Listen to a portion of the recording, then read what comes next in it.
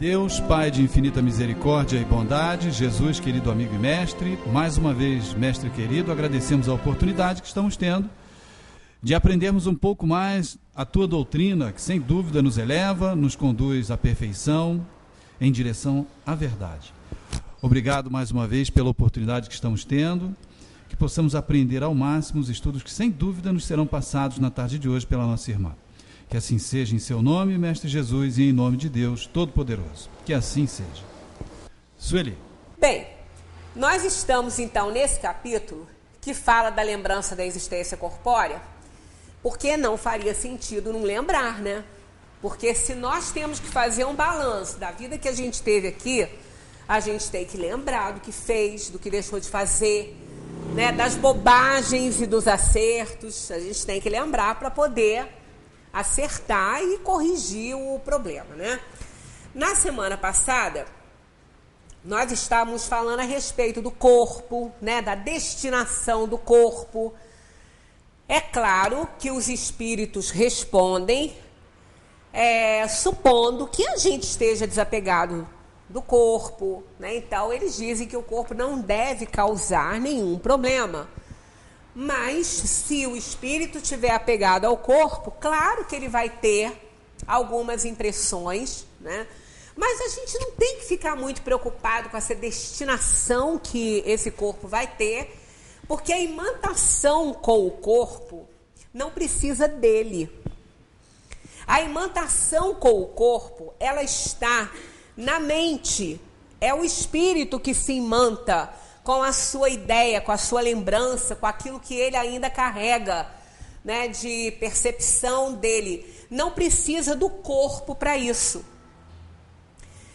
Um exemplo assim, uma pessoa que, aquela bomba de Hiroshima, né, quando caiu lá, Hiroshima e Nagasaki, quem estava mais próximo daquele cogumelo, né, que explodiu, as pessoas foram desintegradas.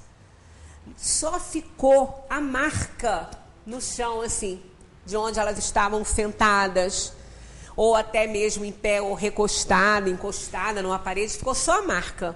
O corpo foi totalmente desintegrado. Numa explosão, a gente teve aí 3 ou 4 acidentes de avião agora, esses dias passados. Teve um que explodiu no ar, né? E foi terrível aquilo. Muitos ainda não foram encontrados, corpos caindo no quintal das pessoas, pedaços, né? Então, isso aí pode ser uma coisa assim bizarra para quem está vendo, para quem está olhando, mas para o dono do corpo pode ser que ele não esteja sentindo o menor desconforto, porque se ele não estiver merecendo, ele vai ser retirado dali, vai ser levado pelo seu anjo da guarda, pelos espíritos que se encarregam desse trabalho. Esses acidentes são previstos.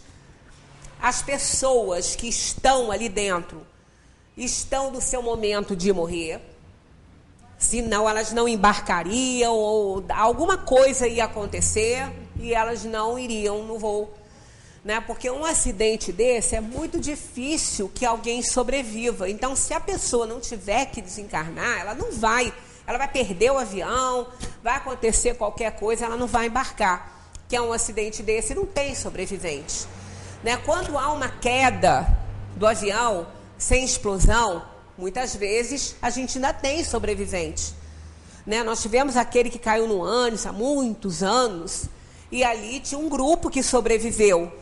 Alguns morreram de fome porque não tinham condição, não tinha comida, né? E eles se recusaram a comer a carne dos seus companheiros de viagem que tinham morrido. Alguns conseguiram comer, outros não. Então, quem não conseguiu morreu de fome. Quem conseguiu ainda sobreviveu. Eles contam isso, há um tempo atrás fizeram uma reportagem com alguns. Então, quando o avião cai sem explodir, ainda tem chance, muitas vezes, de algum sobrevivente. Mas tem um que não sabe nem, não tem nada dele, né? Aquele que caiu lá, que não sabe nem onde caiu, da Malaysian também. E esse que explodiu no ar, né? Não tem a menor chance. Então, como ficariam esses espíritos? Apegados a quê? Aquele corpo que explodiu, que não tem mais nada, que queimou. Aquele Datã que pegou fogo em terra, né? Aquele avião foi terrível, porque as pessoas também, elas não acharam mais nada praticamente, porque era uma temperatura muito alta, e não sobrou nada de alguns corpos, né? Então, como fica essa situação?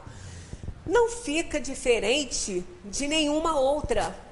Se o espírito tiver que se imantar ao corpo dele, ele não precisa que o corpo esteja ali sepultado, ou que ele esteja numa vigília, ou se foi cremado. Ele não precisa disso. A imantação do espírito com o corpo está na mente, está no arquivo mental da alma, né?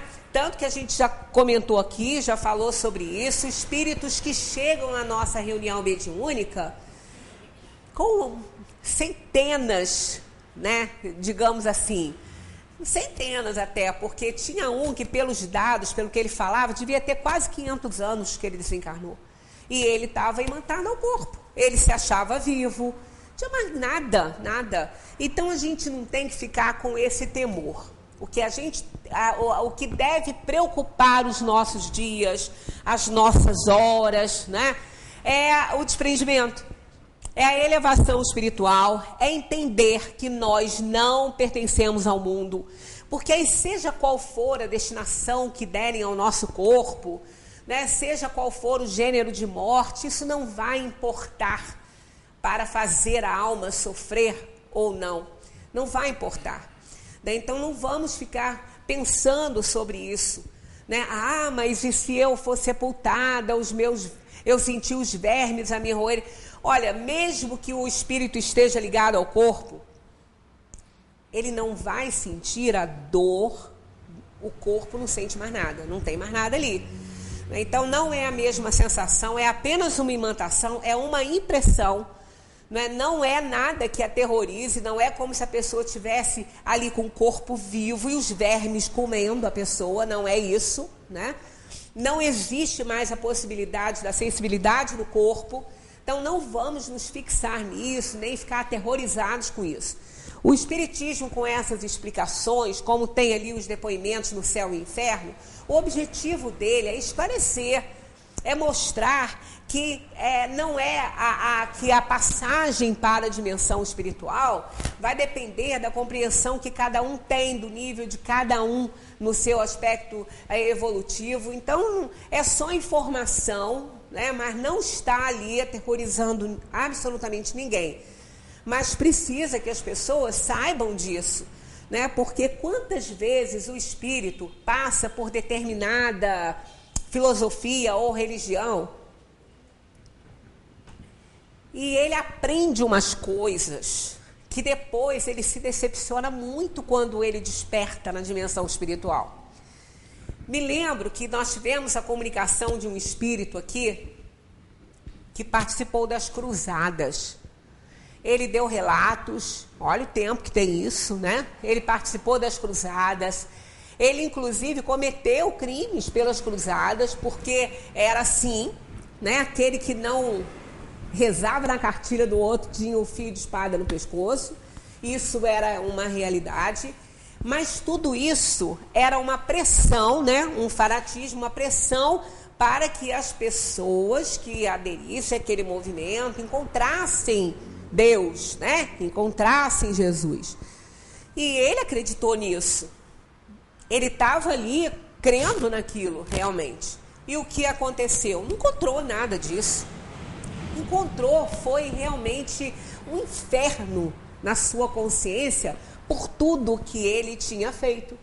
E ele reclamava muito, que ele dizia que tinha sido enganado, que não existe aquilo que eles prometeram, né? Imaginemos em algumas religiões que fala que as pessoas precisam seguir e aqueles que transgridem as leis vão para o mármore do inferno, né? Queimar no mármore do inferno. Tinha até uma novela, eu não sei qual é a religião em si que fala isso, ou se fala, porque essas coisas que a gente ouve em novela não pode levar em consideração, não, né?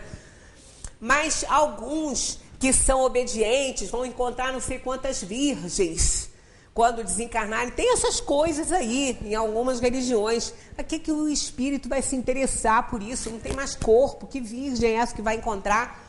Quer dizer, vai desencarnar e não vai ver nada disso. Não vai ter noção do que vai acontecer com ele.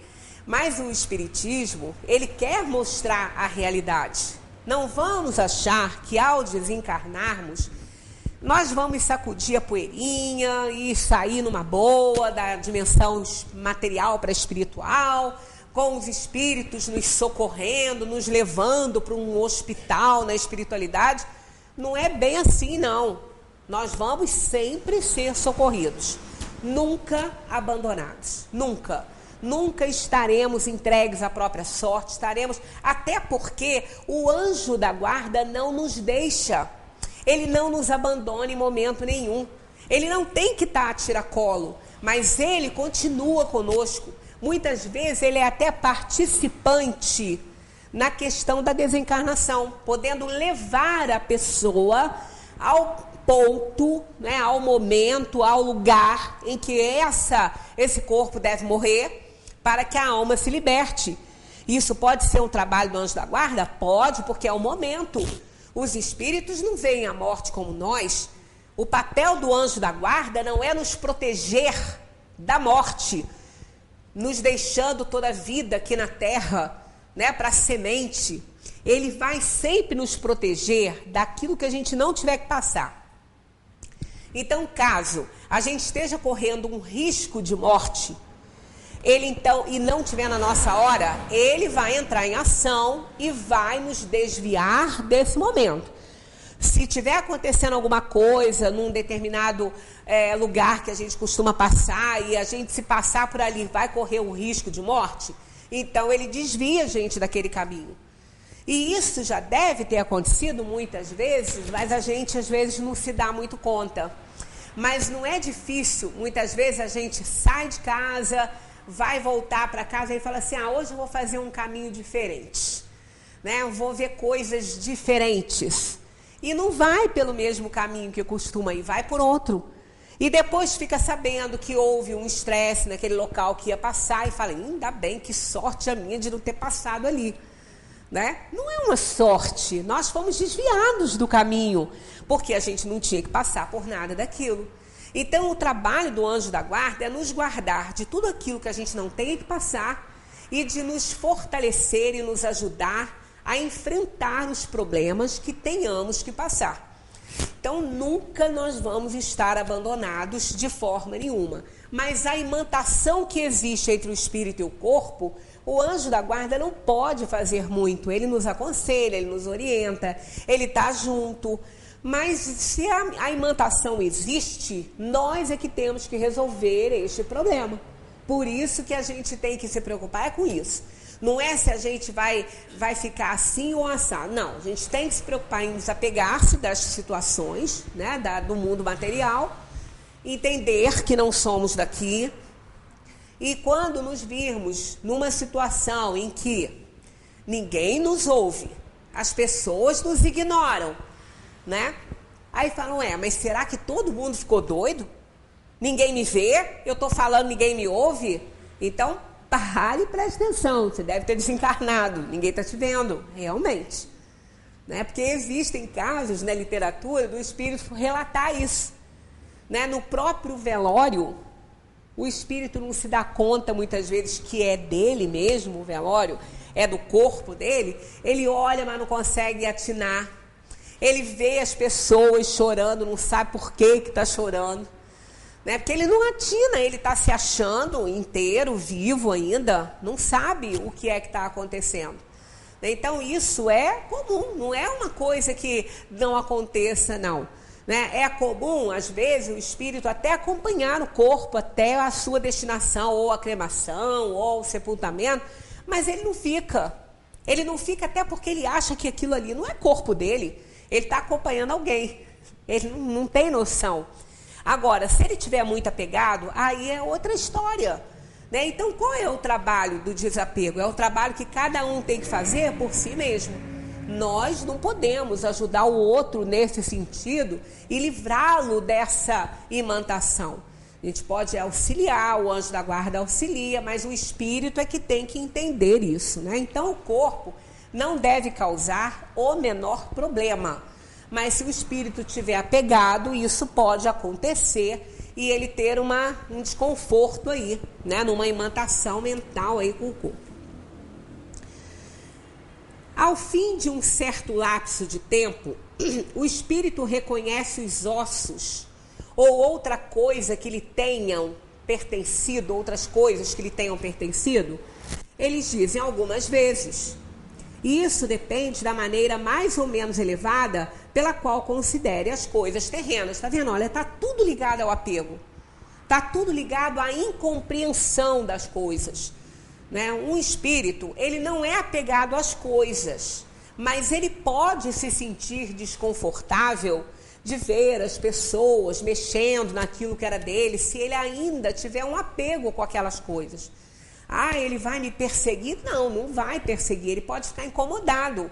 E aquela pessoa que é mais sensível um pouquinho, ela pode perceber alguma coisa, ela pode ter uma tonteirinha, alguma coisa, porque o espírito pode se aproximar, entrar no campo de energia, mas nada além disso. Não vai ficar aterrorizada, não vai ficar vampirizada porque tem uma roupa que pertenceu a alguém que já morreu. Isso não é assim, né? Porque o espírito logo ele vai reconhecer que ele não tem mais que ter apego àquelas coisas. Ele vai logo reconhecer. Mas que se deve ter respeito? Se deve, sim. O respeito que se tem pelas coisas materiais que os espíritos deixaram atrai a sua atenção para esses objetos e eles consideram esse respeito com prazer. Vamos ver o que os espíritos respondem. O espírito se sente sempre feliz de ser lembrado. As coisas que dele conservamos avivam em nós a sua lembrança. Mas é o pensamento o que o atrai para vós e não os objetos. Sempre assim. Não é a casa, não são os objetos, é o pensamento que atrai. Ah, mas e as casas mal assombradas? O espírito ainda imantado, aquilo que ele acha que é o corpo dele, que já nem existe mais, e que morava naquela casa, ele pode, durante um determinado tempo, permanecer ali. A erraticidade não tem um lugar determinado no espaço, né? Não é um lugar geológico, é o estado de emancipação da alma de um corpo físico. Então, na Terra, nós temos as duas dimensões. Nós temos dois mundos aqui na Terra. No plano material, nós temos dois mundos. Temos o material e temos o espiritual. Em todo planeta é assim. Né? Todo orbe terrestre é assim. Ele tem a dimensão material e a dimensão espiritual vivendo paralelamente no mesmo espaço físico, sendo que o material está no espaço físico e o espiritual está na atmosfera fluídica do planeta. Não precisa de terra, não precisa de cama, mas ele acha que ele pode deitar na cama dele. Ele não tem mais corpo para deitar na cama, mas ele pode achar que está deitado. E às vezes tem algum parente que vê, né, que sente uma pressãozinha, às vezes do colchão. Isso pode acontecer. Não demora muito, porque logo são orientados, mas pode acontecer. Então os espíritos podem ficar temporariamente nos ambientes. Tem pessoas que falam assim, eu vou para o cemitério acender vela lá, porque imagina se eu vou fazer isso dentro da minha casa. Porque eles vão para a minha casa. Ora, eles já estão lá. São nossos afetos, estão ligados a nós pelo amor, pela simpatia ou pelo ódio. Porque não é só amor que liga, o ódio também, né? Então, eles já estão lá. Eles não estão sendo levados para lá porque a gente está fazendo prece lá para eles. Não. Eles estão lá porque eles estão muitas vezes apegados às pessoas, ao ambiente da casa.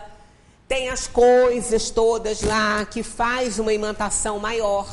Então é importante que a gente faça um trabalho. Eu estive na casa dessa pessoa da minha família que está com esse outro na cama já tem 1 ano e pouco. E ela está fazendo uma coisa muito interessante.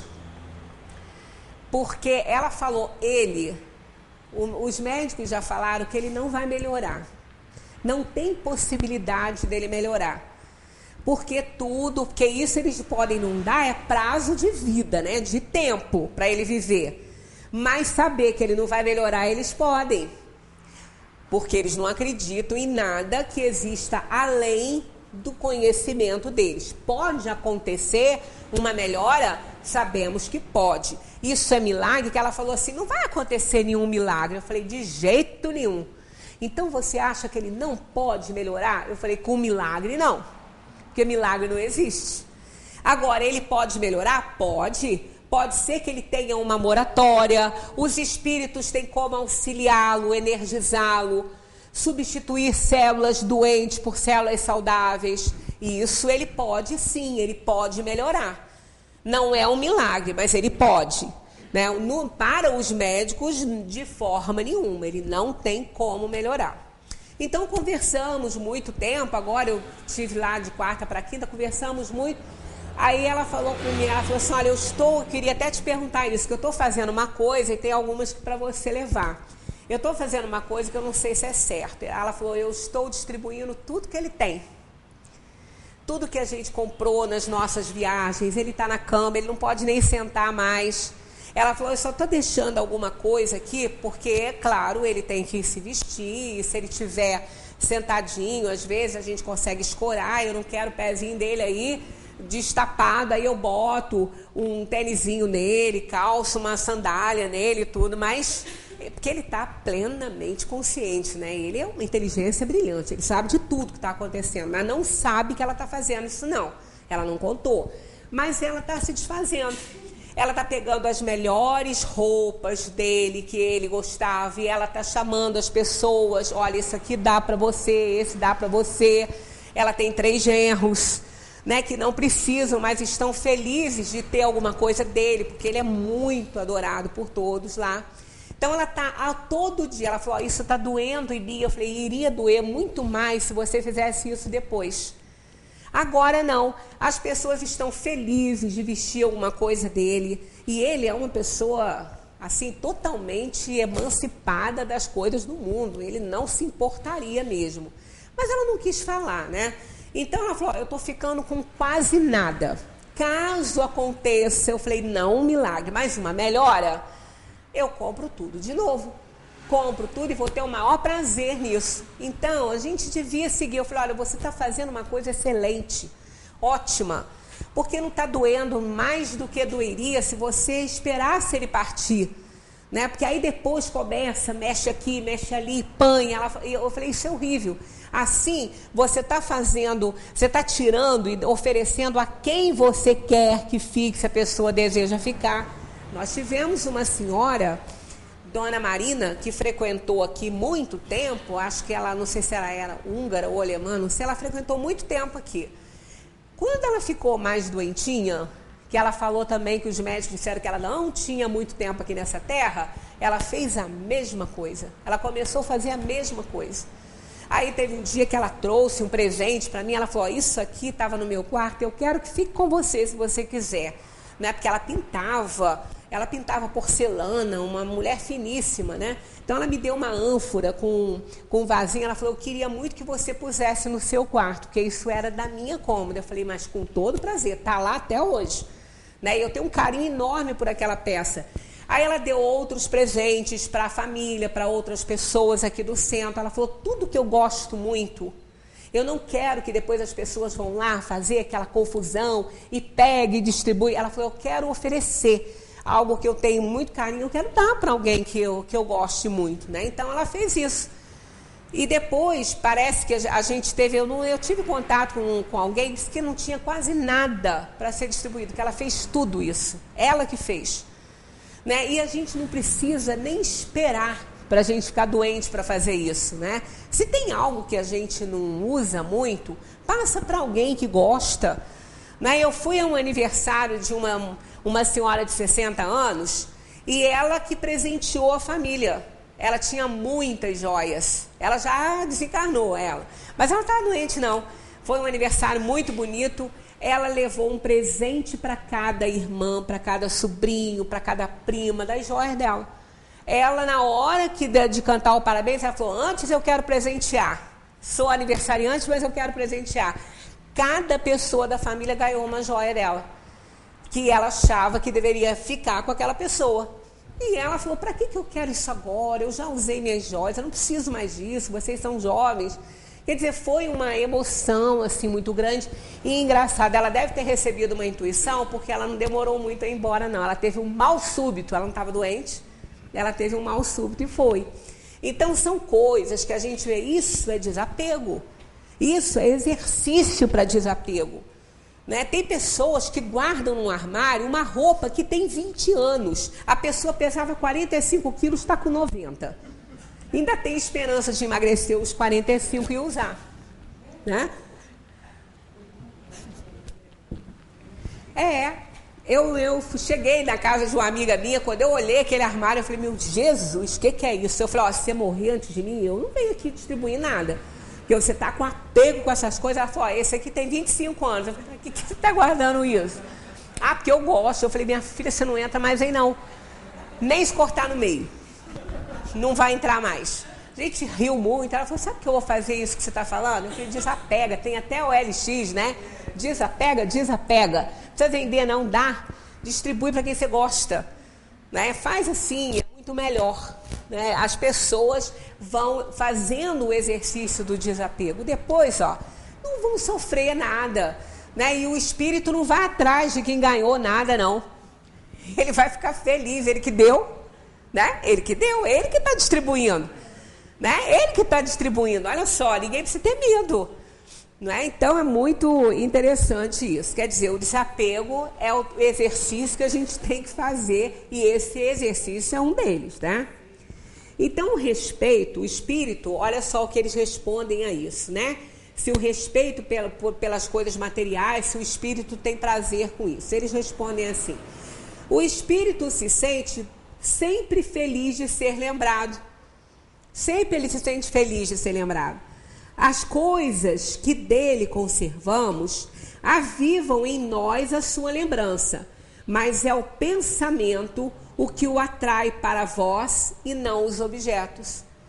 Né? Então, não são as coisas que a gente guarda de alguém que a gente gosta, que já partiu, que vai nos fazer lembrar. Quase sempre essas coisas vão para o fundo da gaveta.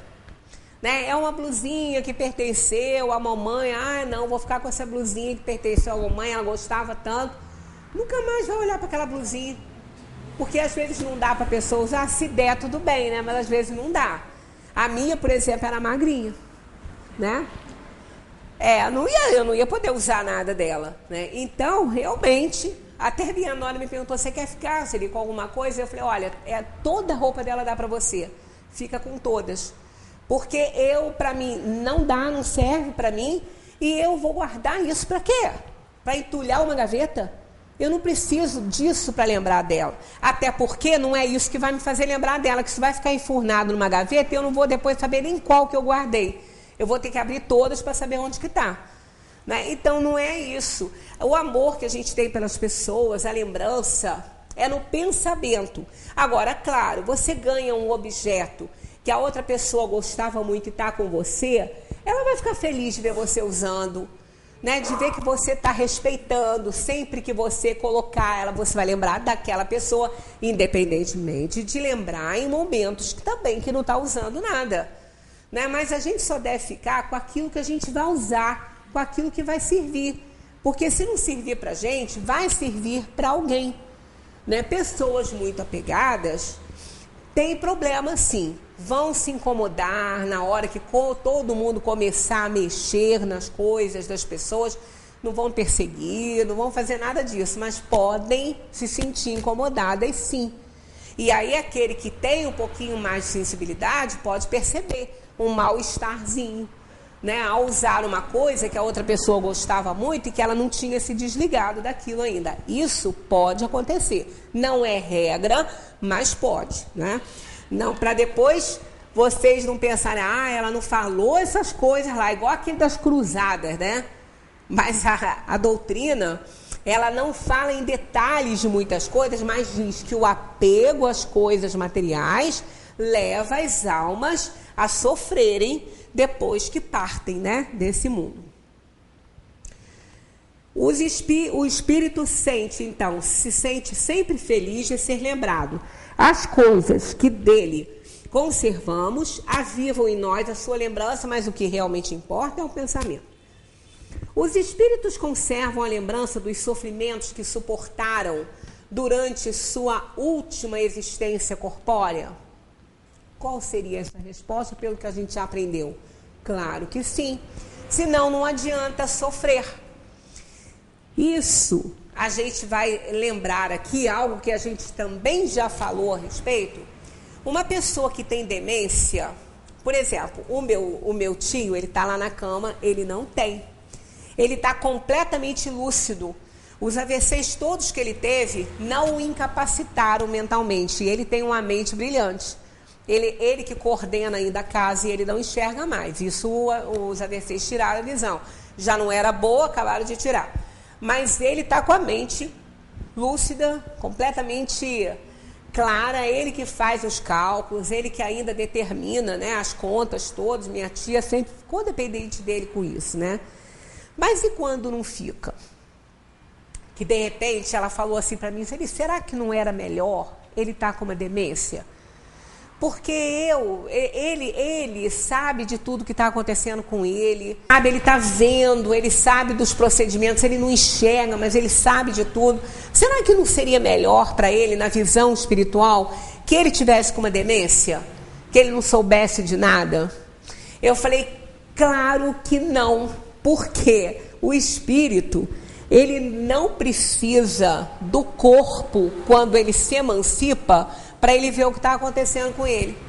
Então, em vigília, acordado, esse espírito que tem demência não vai registrar nada. Na hora que ele está acordado, não vai registrar absolutamente nada, não sabe, não conhece as pessoas, não tem noção de nada, nem onde está, não tem noção de espaço. Mas quando ele dorme, o corpo dorme, o espírito se emancipa. Aí ele sabe, porque não é o espírito que está doente, é o corpo que o está impedindo de manifestar toda a sua sabedoria, né, as suas funções, o corpo que não está oferecendo condições. Então ele, emancipado, ele sabe de tudo que está acontecendo. Quer dizer, tanto em vigília, quando a pessoa está lúcida, quanto quando ela não está lúcida, está com demência e o corpo dorme e ela se emancipa, de qualquer maneira o espírito sabe de tudo que está passando ao redor dele. Se não fosse dessa forma, qual seria o objetivo da dor, do sofrimento e da demência? Se a alma não percebesse nada, por que ela ficou demente então, se ela não sabe de nada? Se ela não vai ter noção de nada? Então, não é assim. A alma precisa, então, para ela, há um sofrimento maior quando o corpo acorda, que ela tem que estar ativa num corpo que não oferece condições dela manifestar o que ela é, o que ela sabe. Então, quando o espírito está lúcido, com todos os problemas que ele está no corpo, para ele, né, por esse ponto de vista, é melhor. Porque ele está consciente de tudo que está acontecendo também em vigília. Né? Ele pode manifestar-se quando alguém está cuidando mal ou não dele. Né? Isso tudo, porque muitos cuidadores negligenciam isso, maltratam os idosos que estão com demência, porque eles não sabem o que está acontecendo. Eles sabem sim. Eles só não sabem em vigília, mas eles sabem. Crianças com paralisia cerebral, crianças com avanço, com qualquer problema mental, com a imbecilidade ou com a idiotia, e ela não consegue pensar nem manifestar a sua potencialidade. Qual seria o objetivo da espiritualidade, o objetivo de Deus em permitir uma provação ou uma expiação dessas se o espírito não tivesse consciência disso? Então é fácil a gente analisar isso.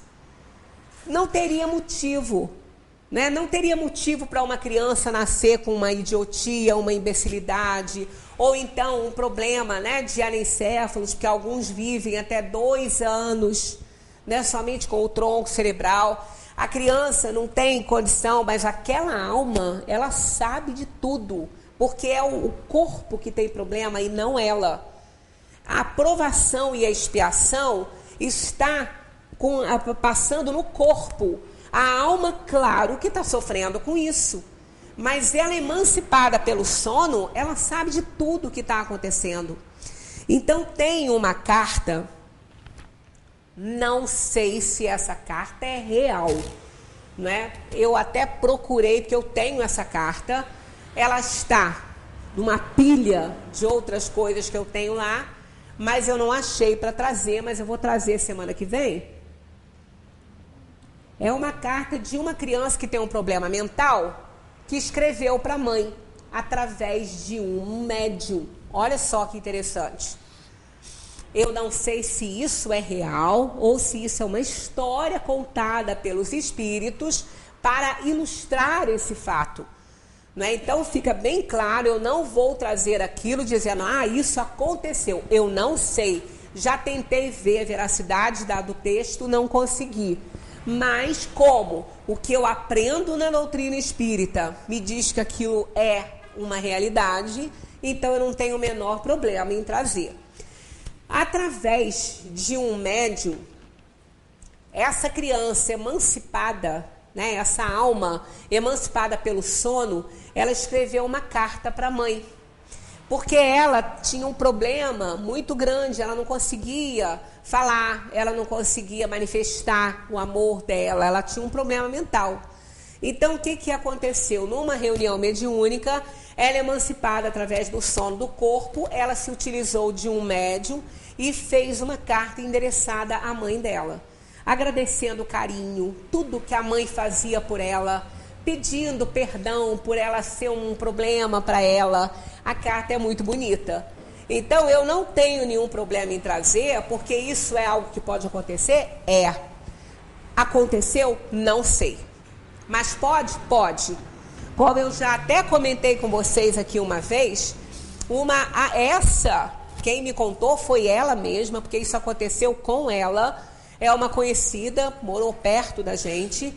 Ela estava muito mal no hospital. Não era hora dela desencarnar, mas ela estava apavorada, porque ela estava inconsciente, ela estava até com um estado de pré-coma, ela não conseguia falar, e ela sabia que o tratamento dela estava errado. Por alguma razão, isso eu não perguntei, ou ela foi informada pelo anjo da guarda, ou seja lá o que for, ela sabia que o tratamento dela estava errado e que se continuasse ela iria morrer, não estava no momento dela. Então, provavelmente, o anjo da guarda atuou nisso, auxiliou essa alma a ir a uma reunião mediúnica e, através de um médium, ela também fez uma carta pedindo à família que levasse um outro médico, porque aquele não estava acertando, ela não tinha aquilo que ele estava falando que tinha, e que se continuasse o tratamento que ela morreria e não estava na hora dela. E isso aconteceu, ela contou para mim, ela mesma, eu não ouvi falar. Ela aconteceu, essa menina está encarnada. Outro dia eu ainda comentei isso com ela, ela falou, olha, aquilo foi uma coisa tão bonita. E olha a coisa mais interessante disso tudo. Realmente, depois eles deram a carta à família, ela foi a um centro que ela não conhecia. Ela não sabia, ela nunca tinha ido lá. Então, eles procuraram a família, endereçaram, porque ela deu todos os dados, né? Ela deu todos os dados como encontrar e foi entregue à família. A família procurou um outro médico, o médico foi começar a refazer os exames e fizeram um diagnóstico totalmente diferente e a menina ficou boa. Aí, passado muito tempo, ela se interessou tanto por isso, que depois contaram o que aconteceu para ela, porque ela não sabia. Aí a família falou, você que se salvou, você que pediu ajuda. Aí contaram isso e a mãe dela é espírita. Mas ela nunca se interessou, mas a mãe é. Então a mãe falou para ela, tá vendo, Lúcia? Olha só, isso aconteceu, você que procurou ajuda. A gente não estava imaginando. Passada aí ela quis conhecer, saber como que isso acontece, o processo mediúnico, como é que é.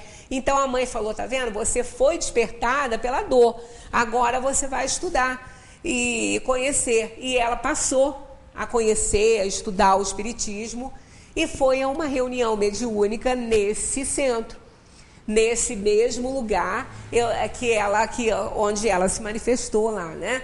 Através de um médium. Quando ela entrou na casa, ela sabia tudo. Aonde era isso, aonde era aquilo, quem ficava naquele cantinho, quem ficava sentado no outro, ela sabia tudo. Aquilo ali aflorou na mente dela, porque ela estava tão consciente quando espiritualmente ela foi lá, que estava tudo gravado. Quando ela entrou, ela falou, mas eu já estive aqui, nessa sala. Aí a dona do centro falou assim, realmente, você já esteve aqui, porque era um centro, nos fundos, parece, de uma casa, que também foi feito assim, pela família. Ela falou, você esteve aqui, foi você que pediu socorro ao médium da reunião. Então ela olhou, quando ela olhou para o médium, ela falou, foi você, né? Foi para você que eu pedi socorro. Ele falou, para mim não, você pediu socorro para Deus, e eu fui o intermediário. Ela reconheceu tudo. Então a gente sabe que isso é possível. Quer dizer, não é porque um espírito está com demência, né, a alma, a pessoa está com uma demência, que ela não vai perceber nada. Ela percebe em coma. A medicina já provou que as pessoas em coma, elas ouvem o que os outros falam. Tanto que em alguns hospitais, que deixa muito a família ficar perto, os médicos pedem que as pessoas conversem com a pessoa. E eles também, a Discovery mostrou uma reportagem uma vez, do conselho, né, do hospital e tudo, fazer reunião e falar, cuidado com o que vocês falam para um paciente dentro do centro de terapia intensiva, porque eles estão ouvindo. Ah, mas como estão ouvindo? Aí, constataram isso, que depois que a pessoa saía do processo comatoso, ela falava, eu escutei você falar isso, você falou que eu estava morrendo, que eu não tinha mais jeito, que podia desligar tudo, ainda bem que não desligaram, que agora eu estou viva. Ela falou, e isso foi tudo documentado. Né? Então a alma, ela é ativa, ela é sempre ativa. Ela, seja no coma, seja na demência, seja no problema qualquer de um retardamento, de uma paralisia cerebral, ela é sempre ativa, porque ela precisa saber. Ela precisa saber o que acontece com ela, o que aconteceu, por que aconteceu. Então, o que ocorre? Quando a alma passa para a erraticidade, quando ela está na dimensão espiritual, essa alma, ela tem que lembrar do que ela passou para ela poder corrigir e saber por que ela passou aquilo. Qual foi o objetivo daquela doença? Por que ela ficou naquela situação? Ela tem que lembrar para ela aprender. Aí o anjo da guarda e os outros que estão socorrendo vão falar, porque você tinha que espiar, você fez essa escolha ao reencarnar naquela fase, então foi por isso que tudo aconteceu. E aí ela tem a possibilidade de perdoar os outros, que ela possa ter acusado, que ela possa responsabilizar pela dor que ela passou. Desencarnada, ela vê que não foi assim. Às vezes foi, mas nem sempre. Às vezes ela culpa alguém que não teve a menor responsabilidade sobre aquilo. Né? Então a alma, ela tem que ter consciência de tudo que ela passou para ela poder aprender. Senão ela não vai aprender. O homem, eles respondem assim, os espíritos conservam então a lembrança dos sofrimentos? Eles respondem assim, frequentemente a conservam. Conservam a lembrança dos sofrimentos que suportaram durante sua última existência corpórea. Eles dizem, frequentemente a conservam. E essa lembrança os faz melhor avaliar a felicidade que podem desfrutar como espírito. Por que frequentemente? Então, não é sempre? Existem casos que ele não sabe? Existem. Aqueles casos em que a alma, ela é atraída para um corpo físico por encontros que não tem nenhum plano, mas são almas muito devedoras, muito inferiorizadas, que precisam de ter contato com a matéria para poder ir melhorando. Inclusive, isso acontece muito com suicidas que precisam ter muito contato com a matéria. Aí eles vêm, eles passam por dores e sofrimentos e nem sempre eles lembram de tudo, porque é muito rápido esse processo. É só para que eles não tenham a segunda morte. Existe isso? Existe sim. Existe aquela intenção da alma em não reagir. Depois, alguns suicidas, isso ocorre com alguns suicidas, por eles não encontrarem a morte. Porque qual é a decepção maior que um suicida pode ter? Não morrer.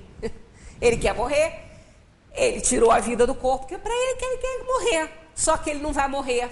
Então a maior decepção dele é quando ele entra na erraticidade, quando ele entra na dimensão espiritual, que ele matou o corpo dele e ele não morreu.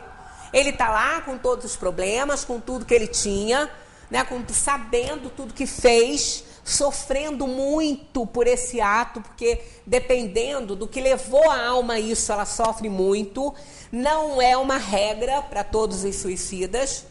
Cada suicida tem a sua explicação, tem o seu momento, e tudo isso é levado em consideração, o estado de depressão, doenças que esse corpo podia ter, e a ignorância também do espírito com relação a isso. Então há uma série de coisas que atenuam a dor e o sofrimento dos suicidas. Não podemos usar como regra nenhuma dor, nenhum desespero para todos, não. Cada um no seu jeito, cada um sofre do seu jeito. Mas uma coisa é comum a todos: a surpresa de não morrer.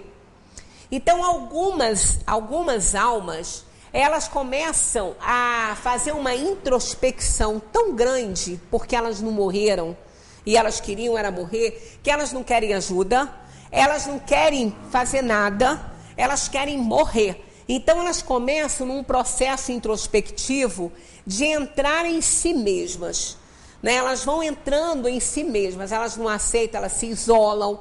Então, para evitar esse processo, que é muito difícil tirar a alma de um processo desse, isso retarda muito a sua evolução espiritual. Ela passa centenas e centenas de anos assim, dentro de si mesma. Então acontece que quando a alma está entrando nesse processo, ela pega um corpo. Os espíritos colocam ela num corpo, sem planejamento nenhum, encontros clandestinos, né, que as pessoas não têm noção, muitas vezes, não se importam com isso. Então ela vem. Aí às vezes vem com problemas, claro que vai vir, porque até por ter tirado a própria vida, ela está com o perispírito muito lesado, então ela vai ter muitos problemas, não fica muito tempo, desencarna rápido. Então essas almas podem não apresentar uma certa consciência do que passou, porque não adianta para elas ainda, não é produtivo. Então o que ocorre é que elas são jogadas no corpo físico durante algum tempinho, elas desencarnam e elas entram para a dimensão espiritual um pouco mais fortalecidas, sem aquela introspecção que poderia levá-la ao que eles chamam, entre aspas, é claro, é uma forma de apenas falar, a segunda morte da alma, né? Porque a segunda morte da pessoa, porque a alma não morre nunca, né? Então morreu a pessoa e depois a alma é como se ela quisesse se matar, ela não vai conseguir, porque a alma é imortal. Então ela entra nesse processo introspectivo e ela não quer saber de ninguém. Então quando ocorre isso, imediatamente os espíritos socorrem essa alma, para ela não ficar aí dezenas e dezenas de anos numa situação total de atraso espiritual. E por isso que não é sempre que lembra. Nessa circunstância, ela não vai lembrar da dor e o sofrimento, porque ela não tem nem noção, ela está tão perturbada que ela não tem nem noção que ela sofreu, né? Mas isso é um número muito reduzido, só em casos de suicidas dessa ordem aí. Mas isso é coisa rara, né? Na maioria das vezes, frequentemente, como eles dizem aqui, o espírito, ele sabe sim, ele tem que saber para poder ele ser ajudado, né? O homem que foi feliz nesse mundo lastima os gozos que perdeu ao deixar a terra? Depende do que ele chamava de felicidade. Felicidade para um pode ser ter muitos bens, ter poder, ter muita riqueza, né? Felicidade para outros pode ser ficar viajando o mundo inteiro. Felicidade para outros é solidário, ter compaixão pelo semelhante. Então depende do que a pessoa chama, não é, de felicidade. Se for essa, com certeza ele vai lembrar muito bem e vai continuar a fazer. Eles respondem assim: somente os espíritos inferiores podem lastimar os gozos que correspondem à impureza da sua natureza e que eles espiam pelo sofrimento. Para os espíritos elevados, a felicidade eterna é 1000 vezes preferível aos prazeres efêmeros da terra. Olha, o espírito que cumpriu a sua parte, ele não precisa ser perfeito, não. Mas ele vai ver tanta coisa bonita quando ele sair, porque os outros mundos, né? A erraticidade é o estado do espírito entre uma encarnação e outra. Ele passa para outros mundos relativos à sua elevação. Então, aquele que cumpriu, ele vê coisas muito bonitas. Não é? Às vezes as pessoas falam: ah, mas eu não vou encontrar nada do que eu tenho aqui na Terra, eu gosto tanto dessas coisas, né? Eu gosto tanto disso aqui, eu gosto tanto da minha casa, eu gosto tanto da minha cama. Pois é, mas se você for evoluído, você vai ter coisas muito superiores a isso. Tudo isso pertence à Terra. E a Terra é um pixelzinho, né? Nessa imensidão do universo. Então, quem é a Terra para determinar a paisagem material de outros planos? Não é nada. Então, imaginemos um plano mais gasoso, como Júpiter e outros, né? Que tem estrelas de primeira grandeza. A nossa é linda e é de quinta e a gente acha ela maravilhosa, né? Imaginemos um sistema com uma estrela de primeira grandeza regendo as orbes, regendo os planetas. Que coisa mais linda que deve ser isso, né? As construções fluídicas, as construções de luzes criadas pelas mentes das almas evoluídas. Não dá para a gente imaginar isso, mas são coisas belíssimas ser relatado pelos espíritos que nos dão notícia algumas vezes disso, né? Então a gente não vai ter saudade disso, não. Tanto que a gente já comentei aqui que Moza, dando assistência, né, a um rapaz que tocava, e ele atendendo a uma evocação na época da Revista Espírita, que a Revista Espírita ela foi escrita depois da primeira edição do Livro dos Espíritos. Ela não foi escrita primeiro. Primeiro foi a edição de um Livro dos Espíritos, a primeira edição. Essa a gente não tem nem conhecimento, porque ela foi muito reformulada. Depois Kardec começou a escrever a Revista Espírita, e foi através dessa Revista Espírita que as notícias chegaram por cerca de 1000 centros espalhados pelo mundo. O Espiritismo já tinha tido a sua primeira edição, só que Kardec refez tudo, porque chegaram as respostas, ele foi comparando pelo método análise dos pares, e ele foi fazer. Então, muita coisa na Revista Espírita é a opinião dele. Não podemos levar em consideração tudo que está ali, não, porque muita coisa é a opinião dele. É o que acontece com a Gênese. No dia 15, o Rogério lá de Conselheiro pediu para eu fazer uma explanação sobre a Gênese, e eu vou frisar muito isso. A Gênese, ela não foi escrita como o Livro dos Espíritos, não. O Livro dos Espíritos foi ditado pelos Espíritos, a Gênese não. A Gênese, ela tem muito da opinião de Kardec. Ela não foi ditada pelos Espíritos, ela foi supervisionada.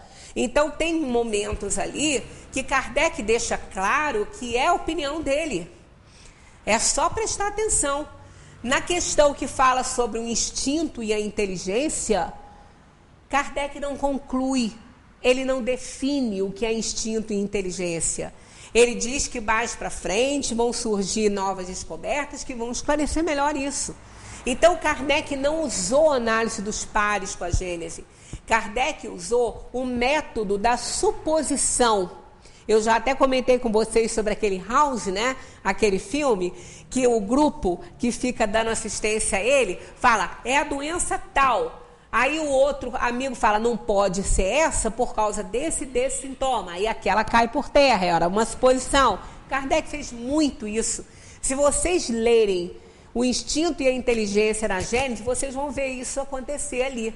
Então ela é, e ele fala isso, não deveria ser surpresa para ninguém, porque na introdução desse livro, Kardec fala que ela tem hipóteses, ela é hipotética. Ele fala isso na introdução da Gênese.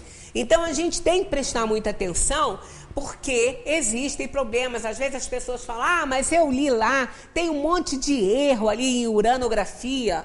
Quem assinou uranografia na Gênese foi Galileu. Galileu não era perfeito. Galileu tinha muitos conhecimentos, mas ele que assinou esse capítulo através do médium Camille Flammarion, que era astrônomo também, né? Ele também era astrônomo. Então, mesmo que ele visse alguma coisa que não tivesse certa, Kardec não deixaria isso ser representado, até porque não podia entrar no meio científico algo que ainda não podia ser provado. Então tem uma série de coisas, quer dizer, não é que a Gênese tenha erros e que Kardec errou, não é isso. A gente tem que entender o momento que ela foi escrita, como ela foi escrita, por quê. E ele deixa bem claro que muita coisa ali é da sua opinião e não da opinião dos espíritos. Então, isso é algo muito claro. A gente tem que aprender a fazer isso. Então, na Revista Espírita, existem muitos depoimentos, muitas coisas que não foram relatadas por espíritos superiores, não. E Kardec fazia depois a triagem. Então, há muita coisa na Revista Espírita que a gente não pode levar em consideração. De jeito nenhum, porque ele ainda ia estudar aquilo ali, tanto que não entrou na obra, não entrou na codificação. Muita coisa relatada na Revista Espírita não faz parte da codificação. Né? Então, esse depoimento mesmo de Moza não faz parte da codificação. No livro Céu e Inferno não tem lá Moza falando nada. Na Revista Espírita tem. Então a gente pode considerar o que ele diz, a gente aprende no Espiritismo. Quando o doutrinador pergunta a ele qual é o nome de uma composição dele que não estava ocorrendo ali e faz alusão para ele poder lembrar, ele diz que ele não lembrava. Aí o doutrinador achou, mas então não é você que está aí. Como que você ia esquecer o nome de uma das suas composições mais lindas? Ele falou, se você pudesse ouvir a música celestial, o que ele quis dizer, a música além, né, da terra, você não ia se preocupar com nada de grosseiro que eu fiz no mundo em que você se encontra. E isso é uma coisa errada? Não, porque realmente a música em planos superiores, ela não precisa de instrumento para tocar, ela é tocada pela mente. Ela é tocada pelo coração espiritual, claro, né? Pelo desejo de acertar. São coisas muito sublimes. Então, o que existe por aí nesse universo, podem ter certeza, é coisa muito melhor do que o que a gente tem aqui na Terra. Mas, para merecer, a gente tem que passar as nossas experiências nesse mundo aqui e sair daqui vitorioso. Senão, vai voltar, talvez nem para cá, vai voltar para um outro mais inferior do que esse, porque a Terra está evoluindo.